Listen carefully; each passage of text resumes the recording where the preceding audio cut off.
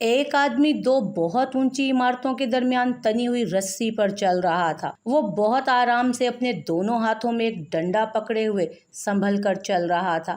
اس کے کاندھے پر اس کا بیٹا بیٹھا تھا۔ زمین پر کھڑے تمام لوگ دم سادھے کھڑے یکٹک اسے دیکھ رہے تھے۔ جب وہ آرام سے دوسری عمارت تک پہنچ گیا تو لوگوں نے تالیوں کی بھرمار کر دی اور اس کی خوب تعریف کی۔ اس نے لوگوں کو مسکرا کر دیکھا اور بولا، کیا آپ لوگوں کو یقین ہے کہ میں اسی رسی پر چلتا ہوا دوبارہ دوسری طرف پہنچ جاؤں گا؟ لوگ چلا کر بولے، ہاں ہاں تم کر سکتے ہو۔ میرے بیٹے کی جگہ میرے کاندھے پر کون بیٹھے گا پھر؟ میں اسے بحفاظت دوسری طرف لے جاؤں گا۔ اس کی بات سن کر سب کو سکتہ سا ہو گیا، سب خاموش ہو گئے۔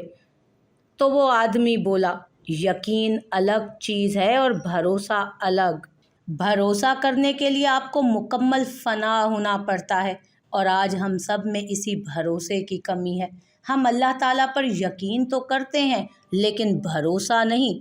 سوچئے ذرا۔